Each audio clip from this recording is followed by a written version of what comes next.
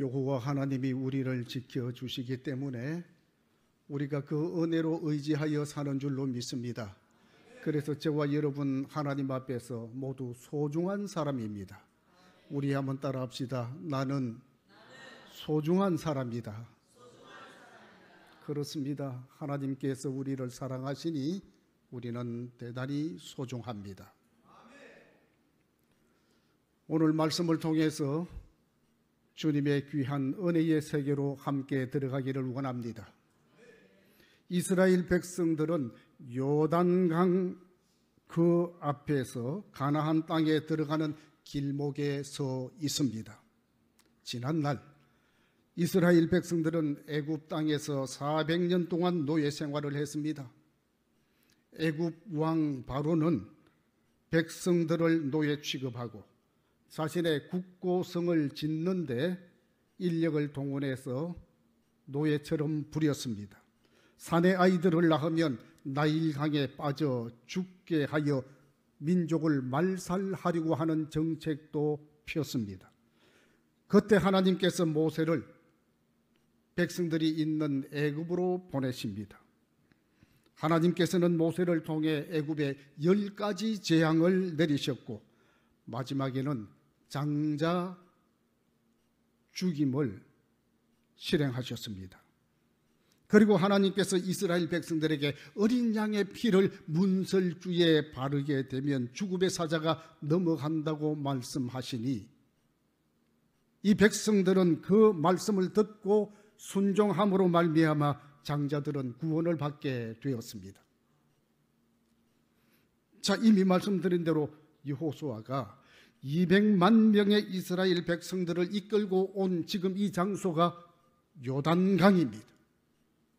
그리고 요단강을 건너가게 되면은 가나안 땅 바로 눈앞에 난공불락의 여리고성이 있습니다. 백성들은 혹시 속으로 생각했을 것입니다. 왜 좀 쉬운 길로 인도하지 않고 왜 이렇게 어려운 길로 왔을까? 그런 생각을 했을 수도 있습니다. 그러나 그 길은 그 광야 생활 때 낮에는 구름 기둥으로 인도하셨던 길이요, 밤에는 불 기둥으로 인도하셨던 길이며 시시때때로 역사하셨던 주님의 계획에 따라 인도하신 길이었습니다. 하나님께서는 바로 그 길에서 기적을 베푸시려고 했던 것입니다. 그 이후에 우리는 말씀을 통해서 알지만 요단강이 갈라지고 여리고성이 안으로 무너지는 기적을 보았는데 그 기적을 보이시려고 하나님께서 인도하셨습니다. 그러나 지금 그들은 그 일들이 앞으로 어떻게 행할지를 모르는 형편입니다. 하나님께서 길을 보여주셨다고 할지라도 이스라엘 백성들은 가지 아니했던 그 길을 가야 했기 때문에 두려움과 불안했을 것입니다. 이 모습은 2025년을 우리가 살아가는 이때에도 우리에게 똑같이 던져지는 질문이라고 생각합니다.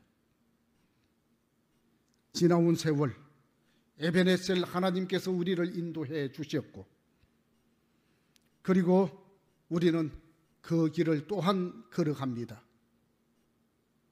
그렇다면 우리의 이 길은 미지의 시간이고 두려움으로 맞을 수밖에 없는 시간이라고 생각할 수 있습니다. 그러나 기억합시다. 오늘 본문의 말씀은 여호수아에게 그리고 그 관리들에게 말씀을 해 주시는 것인데 200만 명의 이스라엘 백성들을 교육하기 위한 말씀입니다. 가보지 않은 길을 가기 위해서는 두 가지가 꼭 필요해서 이건 너희들 꼭 해야 된다. 그 말씀을 던져주는 말씀인데 이 말씀이 오늘 우리 가슴 속에 품고 기도의 제목이 되고 금전 살아가는 여러분에게 생명의 끈이 되어지기를 주의 이름으로 축복합니다.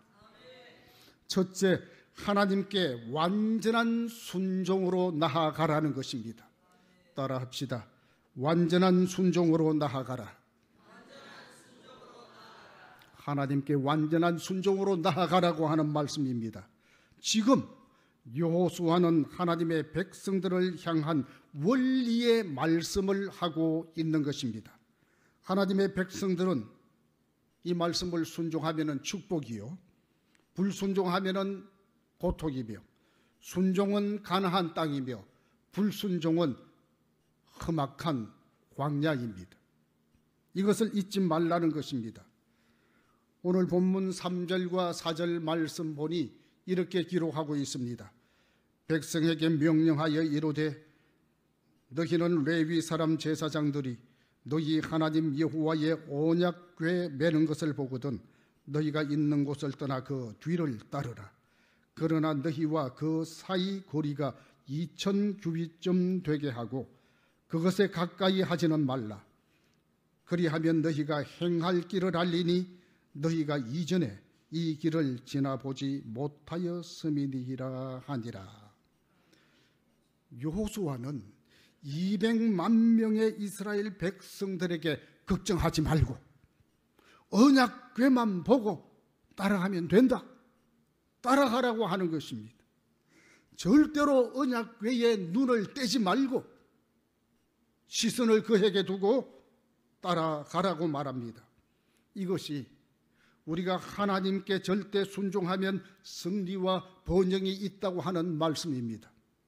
다시 말하면 우리에게도 하나님의 말씀을 따라가라, 하나님 지시하신 곳을 보고 눈 떼지 말고 초점 잃지 말고 따라가라고 하는 것입니다.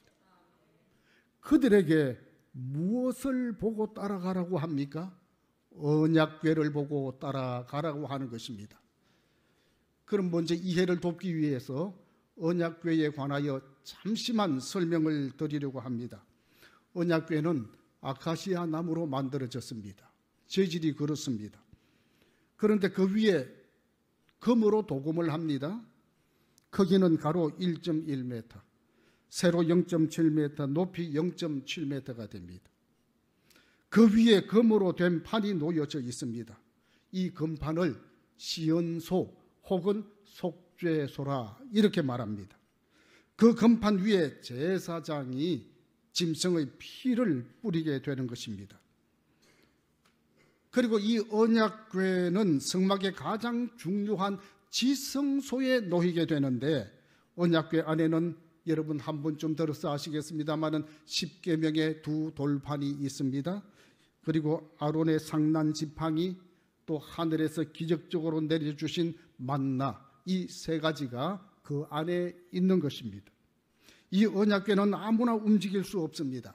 레위 사람들만 움직이게 되는데, 레위 사람 아론의 아들들 가운데 고핫 자손이 이것을 맡아 움직이게 되는 것입니다. 언약궤의 중요성은 하나님의 임재의 상징을 하는 것입니다. 그러므로 이스라엘 백성들이 안 가본 길을 걸어가야 될 때 저들은 언약궤만 보고 따라가야 한다고 말씀을 하는 것입니다. 여호수아가 여기에서 참 중요한 원리를 또 하나 말씀을 합니다. 언약궤와 이스라엘 백성들 사이에 2000규빗쯤 떨어져 가라 이렇게 말씀을 합니다. 1규빗이 얼마나 되느냐 하면 그들의 계산 방법에는 이 팔꿈치에서 이 손끝까지 이 거리를 1규빗이라고 하는데 평균 45cm로 그렇게 규정을 합니다. 그렇다고 하면은 2000규빗을 떨어져 가야 되는데 1규빗 45cm니까 계산을 하게 되면은 900m 정도 띄우고 따라가라고 하는 것입니다. 그렇게 하는 이유는 첫째, 200만 명의 많은 이스라엘 백성들이 엉킬 수가 있지 않습니까? 시야를 가릴 수가 있습니다. 그래서 그만큼 띄어져 가게 되면은 시야를 넓혀서 언약궤를 보고 따라갈 수 있다고 하는 것입니다. 둘째 이유는 목적이 없으면 곤란하지 않습니까? 여러분 어디 여행을 가게 되면 가이드가 어떤 깃발을 높이 듭니다. 그거 보고 따라가는 겁니다. 해외여행 가도 그래요. 가이드가 이렇게 깃발을 들고 이렇게 따라오세요. 언약궤는 우리에게 보여지는 깃발이며 가야 할 길을 움직이는 하나의 중요한 포인트가 되는 것입니다. 그래서 여호수아 3장에는 제일 중요한 단어가 따르라고 하는 것입니다. 이제는 구름 기둥과 불기둥이 아닙니다. 전에 따랐던 구름 기둥과 불기둥은 다 사라졌습니다. 이제는 언약궤, 이것 보고 따라가야 합니다. 언약궤가 직진하면 백성들도 직진해야 되고, 언약궤가 좌회전하게 되면 백성들도 좌회전해야 되고, 언약궤가 우회전하게 되면 백성들도 우회전하면서 언약궤만 바라보고 따라가야 하는 것입니다. 그리고 세 번째 이유는 하나님께 대한 합당한 존경을 보이라는 것입니다. 우리가 신앙생활하면서 우리 하나님을 마땅히 존경하며 섬기며 살아야 합니다. 혹시 자신들은 생각하죠. 어떻게 우리가 믿는 하나님을 존경하지 않을 수가 있습니까? 존경합니다. 열이면 열, 백이면 백, 다 그렇게 말을 합니다. 그러나 여러분 자세히 보십시오. 자신의 행실을 두고 보게 되면 우리의 입으로 말하는 것과 정말 하나님을 합당하게 존경하고 찬양받으실 하나님이신지 행실을 보게 되면 우리는 나타나게 되는 것입니다. 그래서 우리는 변명을 합니다. 우리의 육신이 약해서. 여러분, 육신이 약하게 되면 하나님을 합당하게 존경하는데 소홀히 해도 된다고 하는 것입니까? 그건 아닌 것입니다. 이스라엘 백성들에게 2000 규빗의 거리를 띄우고 따르라고 하는 것은 모두가 이 언약궤를 바라보며 따라가고 하나님의 존경심, 경외함을 늘 생각하면서 따라가라고 하는 것입니다. 사랑하는 여러분, 올해는 다른 곳 바라보지 말고 예수 그리스도에게 초점을 두고 따라가는 저와 여러분이 되기를 바랍니다. 잠언 3장 5절 6절 말씀을 보니 이렇게 말합니다. 너는 마음을 다하여 여호와를 의뢰하고 네 명철을 의지하지 말라. 너는 범사의 글을 인정하라. 그리하면 네 길을 지도하시리라. 하나님께서 인도하시는 길을 순종하고 따라가면 인생에 실패가 없는 줄로 믿습니다.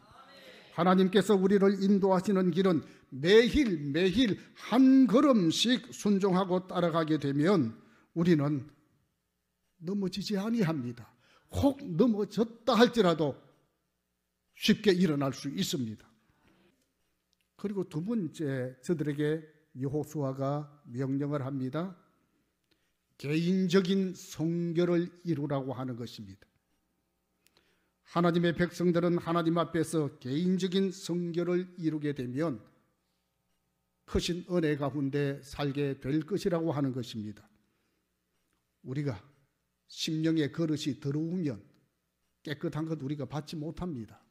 복을 받지 못합니다. 우리는 하나님의 백성이기 때문에 하나님의 백성들은 항상 성결해야 합니다. 그래서 하나님께서 함께 하시고 복을 주시는 것입니다. 제가 종종 말씀드리지만 우리가 일용할 양식, 귀한 밥을 먹고 이 그릇들을 설거지하지 않습니까? 깨끗하게. 만일에 우리 주방에서 밥은 맛있게 먹었는데 주방에서 봉사자들이 오늘 숫자가 부족하고 또 뭐 설거지할 어떤 힘이 없어서 뭐 하루 정도는 설거지 그냥 두고 다음에 하지. 그렇게 했는데 갑자기 또 밥을 먹어야 할 때 설거지 되지 않는 그 그릇에 밥 찌꺼기가 있고 고춧가루가 묻어 있고 된장이 묻어 있고 김치가 이렇게 조각이 붙어 있고 거기에 밥을 여러분 담고 국을 담아주면 여러분 어떻습니까? 하나님 주신 거니까 또 먹어야지. 그렇게 할 수도 있겠습니다만은 마음속에 얼마나 불편하겠습니까? 누가복음 15장에 보게 되면은 아버지의 재산을 분깃으로 받아 떠나서 방탕하고 타락하여 결국 아버지 집으로 돌아옵니다. 아버지가 행한 일 가운데 저는 가락지 끼워주지 않아도 됩니다. 뭐 잘났다고 가락지 끼워줍니까? 큰 공을 세운 것도 아닌데. 그리고 소를 한 마리 잡아서 동네 잔치하는 것, 그 아버지 마음일 수도 있습니다. 그거 안 해도 됩니다. 무슨 큰 공을 세웠기 때문에 그렇게 동네 잔치합니까? 생명이 귀하기 때문에 잔치를 하지만 제가 말씀드리고 싶은 초점은 거지처럼 더덕더덕 때가 묻고 헤어진 더러운 옷을 입고 있는 아들에게 옷을 보셔서 누더기를 벗기고 깨끗이 씻겨서 새 옷을 입혀주셨다는 것입니다. 할렐루야. 저와 여러분들의 우리의 심령 속에 더덕더덕 붙어있던 이런 여러 가지 추한 죄악의 모든 것들을 다 씻어주시고 주님의 보혈에 새 옷을 입혀주셨다는 것입니다. 그것이 무엇입니까? 깨끗하게 하라, 성결하게 하라는 것입니다. 저와 여러분은 예수님을 믿으면서 날마다 죄 씻음 받고 그리고 살아가지만은 세상이 험하고 죄악이 만연한 이 땅에서 내가 원하든 원치 않든 죄의 추한 것들이 묻어 나올 수 있습니다. 그래서 주님 앞에 우리는 기도합니다. 나의 죄를 씻어주시고 주님의 보혈의 강가에서 씻음 받기를 원합니다. 그러므로 개인적인 성결을 이루라고 말합니다. 첫째, 하나님 앞에서 정직해야 됩니다. 그게 성결한 것입니다. 시편 51편 10절에 보니 하나님이여 내 속에 정한 마음을 창조하시고 내 속에 정직한 영을 새롭게 하소서. 둘째, 하나님 앞에 겸허함이 있어야 합니다. 하나님 앞에서 정결하게 살지 못한 것을 회개하는 겸손과 그리고 마음의 통에 자복하는 것이 있어야 할 것입니다. 그러므로 시편 51편 17절에 이렇게 고백을 합니다. 하나님의 구하시는 제사는 상한 심령이라. 하나님이여 상하고 통회하는 마음을 주께서 멸시치 아니하시리이다. 셋째, 보게 되면 하나님 앞에 거룩함을 추구하는 소원이 있어야 할 것입니다. 옛사람을 벗어버리고 새사람을 입어야 합니다. 보혈의 은총의 새 옷을 입으라고 하는 것입니다. 주님의 깨끗한 말씀의 옷을 입어야 할 것입니다. 여러분 기억하십시오. 기억합시다. 우리가 거룩해지려고 하면 늘 하나님께 기도하고 말씀을 가까이 해야 합니다. 말씀을 가까이 하게 되면 죄가 멀어지지만 말씀을 멀리 하게 되면 죄가 가까워집니다. 성경과 기도를 떠나서 거룩하게 산 인물은 한 사람도 없습니다. 승리의 사람들 모두 보니 죄를 멀리하고 성경과 기도를 따라 살았던 사람이 거룩한 사람이었고 승리하는 사람이었고 하나님의 놀라운 은혜를 입은 사람들이었습니다. 그 사람들 중에 우리 성도들이 되어지기를 주의 이름으로 축원합니다. 그렇게 되기를 소원합니다. 거룩한 열망이 있기를 바랍니다. 그러므로 절대 순종과 개인적 성결이 필요한 것입니다. 이 두 가지를 여호수아는 요단 강가에서 저 가나안 땅을 건너기 전에 이거 두 가지 하라, 두 가지 명령을 하였습니다. 우리는 이 말씀대로 우리가 실천하고 따라가면 하나님의 위대하신 기적을 우리는 경험하게 될 것입니다. 이러한 놀라운 은혜가 금년 한 해에 이어질 수 있는 축복의 간증이 되기를 바랍니다. 기도하겠습니다.